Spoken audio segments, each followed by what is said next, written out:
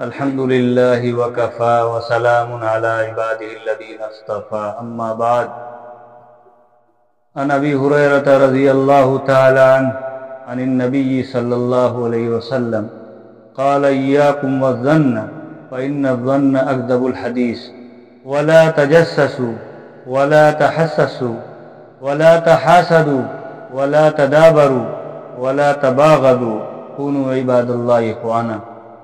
رواہ البخاری. میں نے آپ حضرات کی خدمت میں بخاری شریف کی ایک روایت تلاوت فرمائی ہے جس میں آپ صلی اللہ علیہ وسلم کی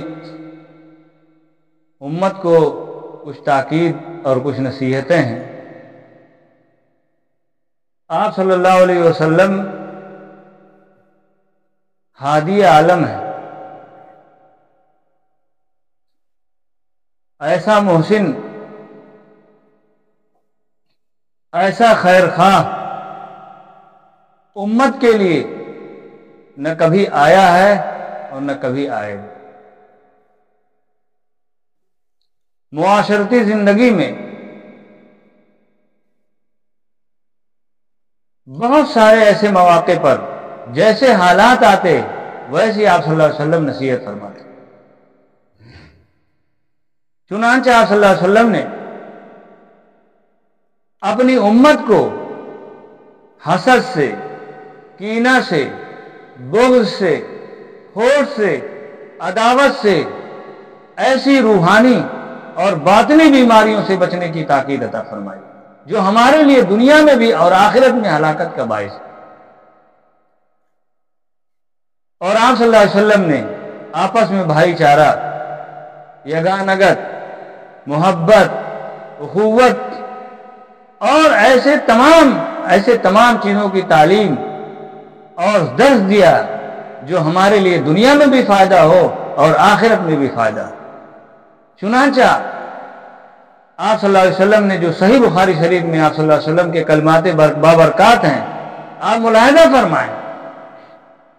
حضرت ابو ہریرہ رضی اللہ تعالیٰ عنہ سے مروی ہے، آپ صلی اللہ علیہ وسلم نے ارشاد فرمایا، ایاکم والظن، اپنے آپ کو بچاؤ بدگمانی سے. فإن الظن أكذب الحدیث، اس لیے کہ بدگمانی سب سے جھوٹی بات. ذرا سی بدگمانی میں انسان کہاں سے کہاں پہنچ جاتا ہے، اس کو احساس بھی نہیں ہوتا ہے. لکھا ہوا ہے انسان کوئی ایسا جملہ کہہ جاتا ہے جس کی وجہ سے وہ جہنم کی طرف جاتا رہتا ہے لیکن اس کو خبر نہیں. اور کوئی ایسی نیکی کر جاتا ہے جس کی طرف جنت کی طرف وہ جاتا رہتا ہے لیکن اس کو خبر نہیں. اس لیے لوگوں جو بات کہو، املک علیک لسانک، اپنی زبان کو کنٹرول میں رکھ کر کہو.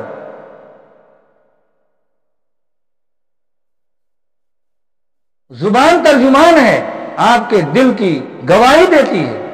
کل اناء یترشح بما فیہ، ہر برتن سے وہی ٹپکتا ہے جو اس میں ہو، اس کے علاوہ سے نہیں ہو سکتا.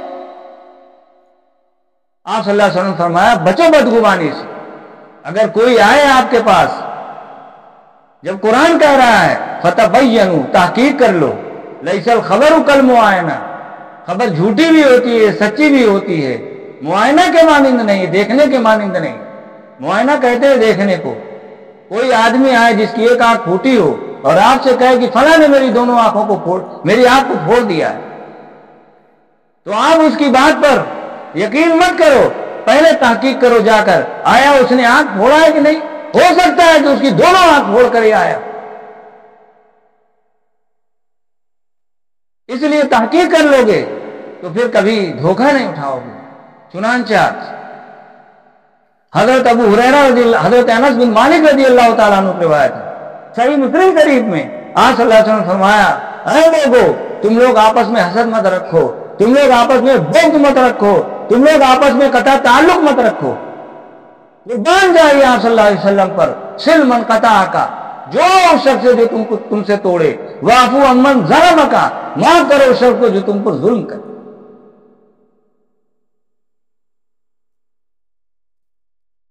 معلوم ہے آپ کو حضرت ابو ہریرہ رضی اللہ تعالیٰ عنہ کی روایت ہے، آپ صلی اللہ علیہ وسلم نے ارشاد فرمایا، حسد، بغض، کینہ، عداوت ایسی نیکیوں کو کھا جاتا ہے جیسے لکڑی کو آگ کھا جاتی ہے۔ اصل میں حسد کس کو کہتے ہیں؟ حسد کہتے ہیں آدمی کو کسی کی نعمت کو دیکھ کر جلنا، کہ وہ نعمت اس سے چھین جائے، چاہے اسے ملے یا نہ ملے۔ لیکن یہ بات یاد رکھیے، جو آدمی حسد کرتا ہے تو حسد پہلے اس کو کھاتا ہے، پھر جس کے بارے میں حسد کرتا ہے اس کو کھائے یا نہ کھائے وہ تو الگ بات ہے، لیکن سب سے پہلے حسد کرنے والا خود نقصان اٹھاتا ہے، اور جو اس سے نکل جاتا ہے وہی شر ہے، جو باقی رہ جاتا ہے وہی کینہ ہے۔ سب بھائی ہیں آپس میں، چاہے وہ کینہ ہو، چاہے حسد ہو، چاہے بغض ہو۔ اگر آپ صلی اللہ علیہ وسلم کی چھوٹی چھوٹی بات پر عمل کریں گے تو انشاءاللہ دنیا اور آخرت کی کامیابی کے لیے کافی ہے۔ آپ کی خدمت میں عرض کر رہا تھا، ایاکم والظن فإن الظن اکذب الحدیث۔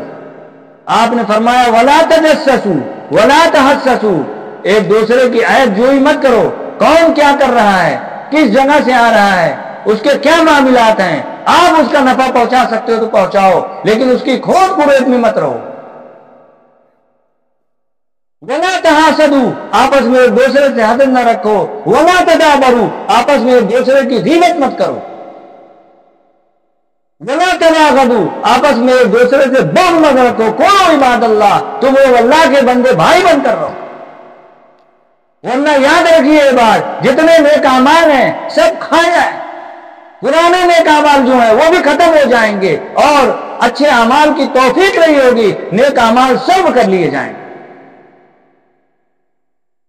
میں ایک روایت آپ حضرات کی خدمت میں عرض کر رہا ہوں، حضرت انس بن مالک رضی اللہ تعالیٰ عنہ کی روایت، فرماتے ہیں کہ ایک دن ہم لوگ آپ صلی اللہ علیہ وسلم کے پاس بیٹھے ہوئے تھے۔ آپ صلی اللہ علیہ وسلم فرمایا کہ ابھی تمہارے پاس ایک جنتی آئے گا۔ اب ہم لوگ دیکھنے لگے کون آئے گا، اتنے میں دیکھا کہ جو ہے ایک انصاری صحابی اپنے بائیں ہاتھ میں جوتا لیے ہوئے آئے، جن کی داڑھی سے وضو کا پانی ٹپک رہا تھا۔ سب لوگ دیکھ لیے کہ یہی جنتی ہیں۔ چنانچہ دوسرے دن پھر آپ صلی اللہ علیہ وسلم فرمایا کہ ابھی تمہارے پاس ایک جنتی آدمی آئے گا۔ دوسرے دن بھی ہم لوگ دیکھے کہ وہی آدمی ہاتھ میں جوتا لیے ہوئے اور داڑھی سے پانی ٹپک رہا ہے وضو کا، وہی تشریف لا رہے ہیں، وہی انصاری صحابی۔ تیسرے دن پھر آپ صلی اللہ علیہ وسلم فرمایا کہ ابھی تمہارے پاس ایک جنتی آدمی آئے گا۔ پھر اتنے میں دیکھا کہ وہی انصاری صحابی آ رہے ہیں۔ تو حضرت عبداللہ بن عمر بن عاص رضی اللہ تعالیٰ عنہ فرماتے ہیں کہ جب مجلس ختم ہو گئی تو میں ان کے پیچھے لگ گیا۔ 3 دن آپ صلی اللہ علیہ وسلم بشارت دیے ہیں، پیچھے ہو لیا۔ میں نے ان سے کہا میرے ابا سے میرا جھگڑا ہو گیا، میں نے قسم کھا لیا ہے کہ اب میں 3 دن گھر میں نہیں جاؤں گا، اگر آپ اپنے پاس رکھ لیں مجھے تو مناسب ہے۔ ان کا کوئی بات رہی، کوئی بات نہیں، آرام سے رہیے۔ چنانچہ ان کے ساتھ آپ نے دن گزاری، رات گزاری، 3 راتیں۔ دیکھا کوئی خاص عمل نہیں، البتہ جب کوئی بات کرتے ہیں تو خیر کی بات کرتے ہیں، تھوڑا سا ذکر کرتے ہیں اللہ کا، اور اللہ اکبر کہتے ہیں، فجر سے پہلے بستر کو چھوڑ دیتے ہیں۔ تیسرے دن میں نے کہا بڑے میاں میرا ابا سے کوئی جھگڑا نہیں ہوا، نہ میں نے کوئی قسم اٹھائی، البتہ بات یہ ہے کہ 3 دن رسول اللہ صلی اللہ علیہ وسلم نے جنتی ہونے کی بشارت دی، اور 3 دن آپ ہی آئے۔ میں اس پتہ کرنے کے لیے آیا تھا کہ آپ کا کوئی خاص عمل تو نہیں جس سے میں جو ہے وہ عمل کروں۔ انہوں نے کہا بھائی یہی معمولی سا عمل جو عام معمول کے اعتبار سے سب کا، وہی میرا بھی ہے۔ بس وہ وہاں سے چل دی۔ جب جانے لگے تو انصاری صحابی نے بولا سنو، میرے پاس کوئی عمل تو ایسا نہیں، لیکن ایک عمل ایسا ہے، میں اپنے کسی مسلمان بھائی کے بارے میں اپنے دل میں کھوٹ نہیں رکھتا، اور اپنے کسی مسلمان بھائی کی نعمت پر وہ کسی طریقے سے آگے جاتا ہے تو میں حسد نہیں رکھتا۔ حضرت عبداللہ نے کہا یہی وجہ ہے جو آپ صلی اللہ علیہ وسلم نے آپ کو جنت کی بس۔ بھائی ایک چھوٹا سا عمل ہے، آپ ذرا دیکھ لیجئے، حسد دل کے نور کو، حسد ایمان کے نور کو، حسد تمام نور کو چھین لیتا۔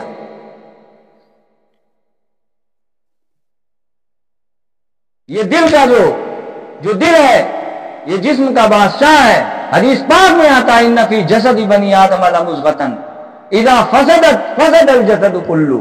اگر یہ بادشاہ ٹھیک ہے تو سارے اعضاء ٹھیک ہیں. وَإِذَا سَلُوَتْ سَلُوَ الْجَسَدُ كُلُّهُ. اور جب یہ ٹھیک نہیں، یہ ٹھیک ہے تو سب ٹھیک ہے، یہ نہیں ٹھیک ہے تو سب نہیں ٹھیک.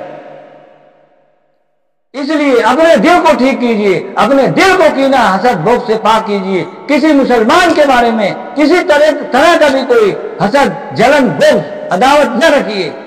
اللہ تعالیٰ جو ہے ایسے دل پر نظر ڈالتے ہیں، ایسے قلوب کی اللہ تعالیٰ کے ہاں قدر ہے.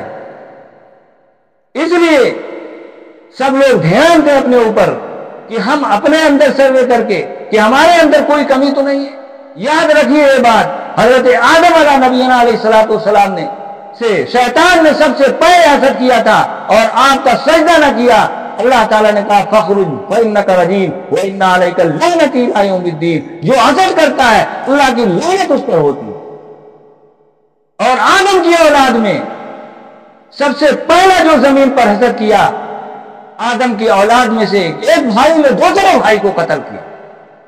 چنانچہ حضرت علی رضی اللہ تعالیٰ عنہ سے لوگوں نے پوچھا کہ حضرت عثمان رضی اللہ تعالیٰ عنہ کو جو لوگوں نے شہید کیا تھا کیا وجہ تھی؟ حضرت علی نے فرمایا حسد کی وجہ سے لوگوں نے عثمان کو شہید کر دیا ذو النورین. اس لیے بھائی یہ ایسی بیماری ہے جو انسان کو ہلاکت کی طرف لے جاتی ہے. آقا صلی اللہ علیہ وسلم نے متنبہ کیا، بیدار کیا، جگہ جگہ آپ کے ارشادات موجود. اللہ تعالی ہم لوگوں کو آپ کی تعلیمات پر عمل کرنے کی توفیق عطا فرمائے. آمین. آخر دعوانا الحمدللہ.